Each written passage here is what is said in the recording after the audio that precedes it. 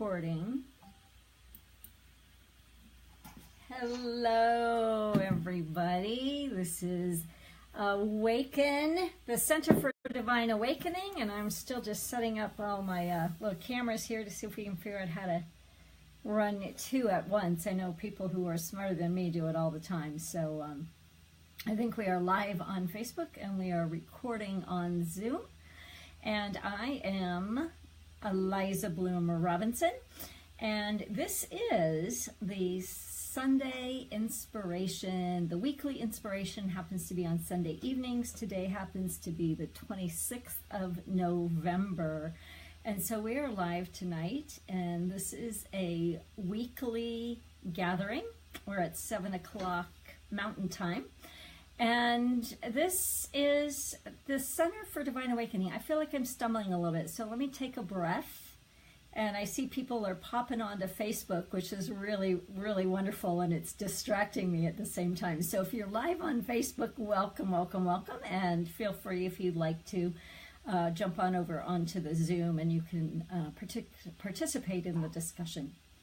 So Center for Divine Awakening is a non-church. It is a ministry without walls. It is a place for a spiritually minded person to come for weekly inspiration, for community, for connection, for systematic support along the spiritual journey.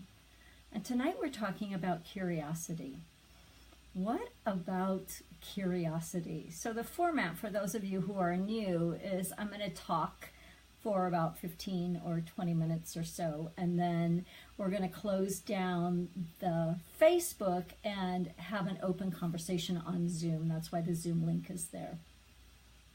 So when we think about becoming curious, just the word, what does it do for you? What does it make you feel like? There's a great quote by somebody that says, you got my curiosity up, but now you have my attention. And I love that idea.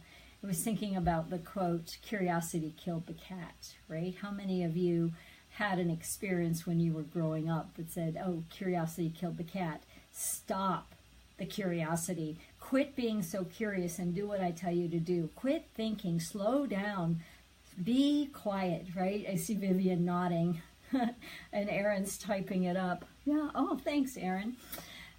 So there's two different ways to be curious. I was talking to somebody this week about this idea of curiosity.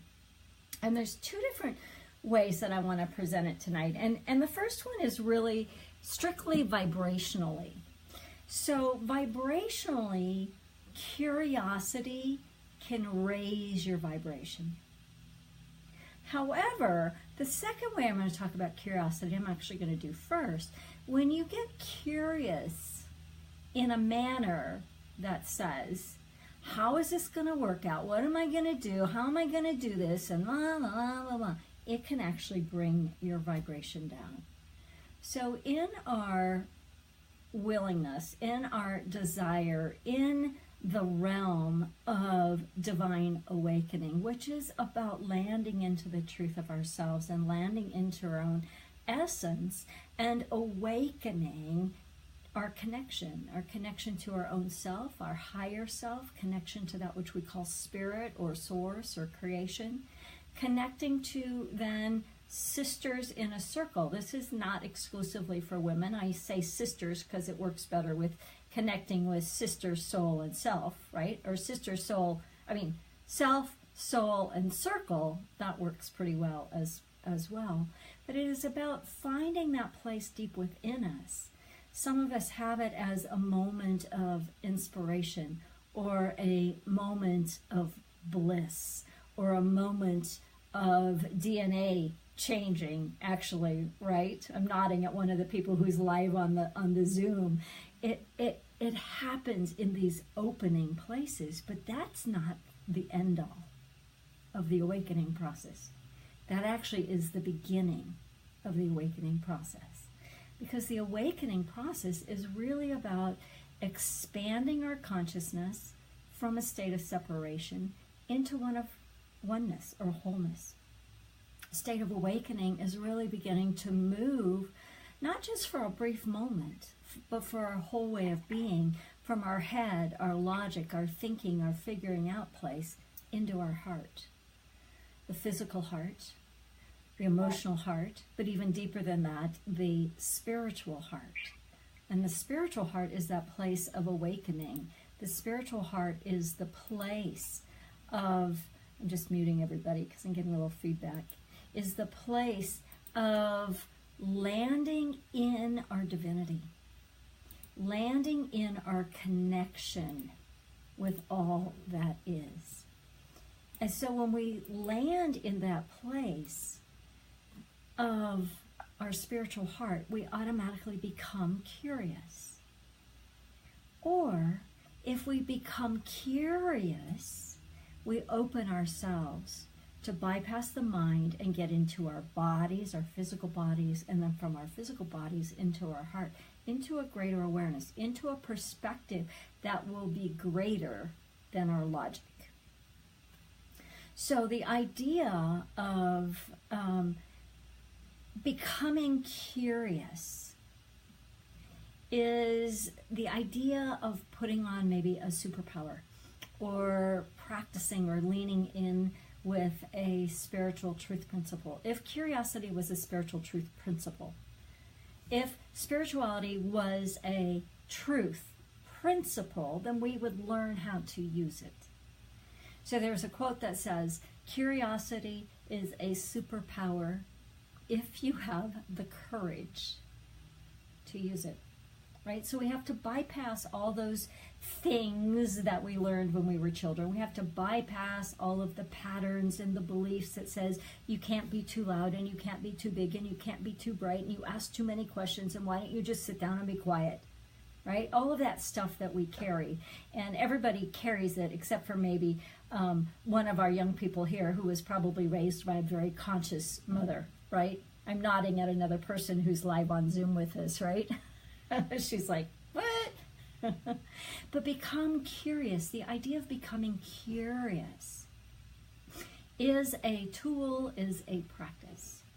So one of the ways that you could practice it is a very simple experience that I actually did this week with great success. And it is simply to stand up, and I don't necessarily want you to stand up right now, but to stand up and to walk around becoming curious about what is moving your body.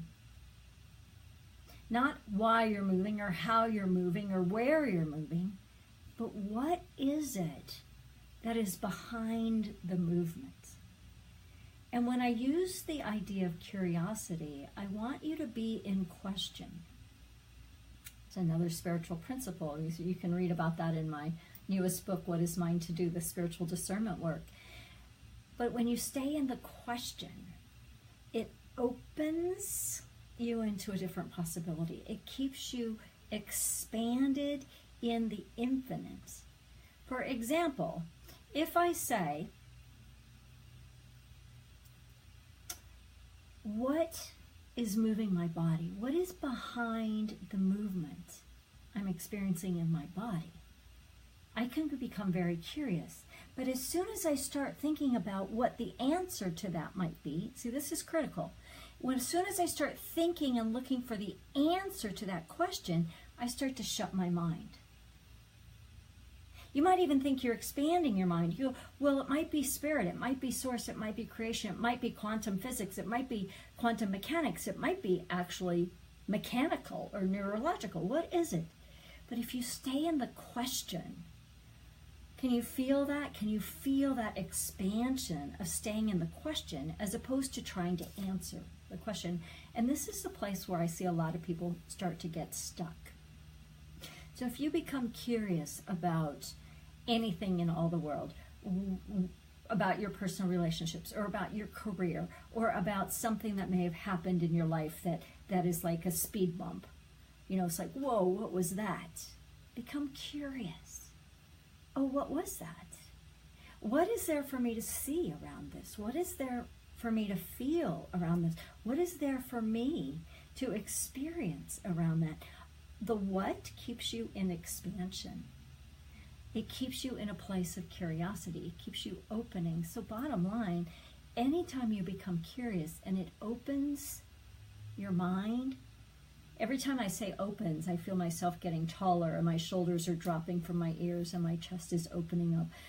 It's opening. If we start to try to get the answer, we begin to contract.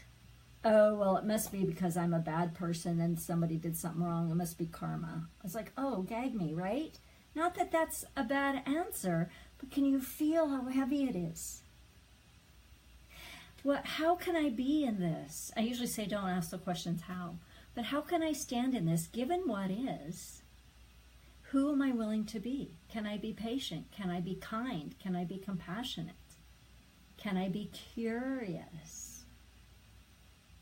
The thing about being curious is it's almost polar opposite to judgment. When you stay in a curious mind, you cannot judge. If you are judging what you're seeing or what you're experiencing, you cannot stay curious. You cannot do judgment and curious at the same time. It's similar to the idea of you cannot be in the vibration of love and the vibration of fear at the same time. There's one that will be a priority. So if you notice that you're judging yourself, people around you, we just passed through Thanksgiving, and I know for a lot of us, sometimes our families are really great minefields for judgment, right? But what if we didn't judge? What if we became curious?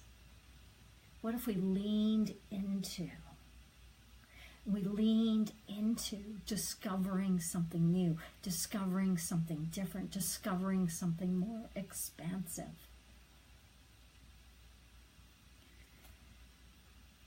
We think about the science, our field of science, even our field of spirituality, but our field of quantum mechanics, our field, all of those discoveries came through the mind, but they came through an open mind, a curious mind.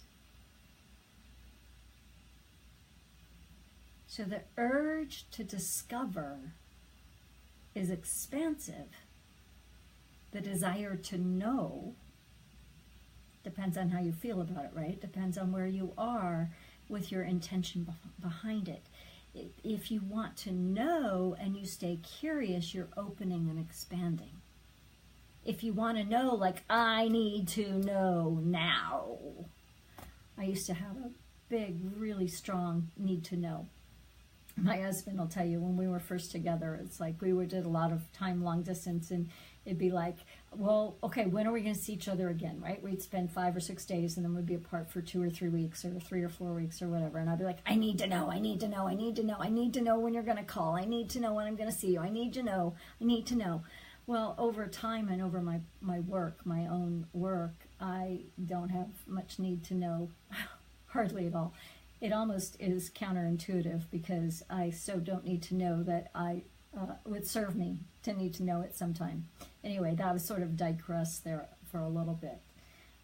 But is your curiosity fueling a desire to know that is expansive? Or is it shifting you down into a how and when and why? Those are heavier vibrations.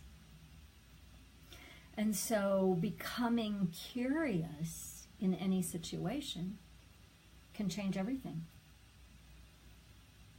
Becoming curious in any situation can shift your energy from low to high. It can move you on the spectrum in an upward spiral as opposed to a downward spiral. The thing to pay attention to on your curiosity, is it destructive or constructive? Same way of saying, different way of saying, expansive or contractive. Is it expansive? Is your curiosity expansive? If so, it can change everything. It can be the one shift that can change everything. It can be the door that opens. How can I see this different? What can I see here? What can I be? How can I be different? Divine Awakening is all about the raising of our vibration through our being, through our mind and emotion, a raising of our vibration to that of a higher place. So if, for example, you are in a low place, maybe you're having a hard day, or you got a diagnosis, or something happened in your life, and it's really hard. And there's a lot of really hard in the planet right now, and so we don't discount that, but we lean into it. Say, given that this is, what is mine to see? What is mine to do? What is mine to do to become more curious? How can I be? Who can I be in this moment, given that this is happening? And so I want to open up the conversation about curiosity. And I see we've had some more people jump on Zoom, which is really, really wonderful.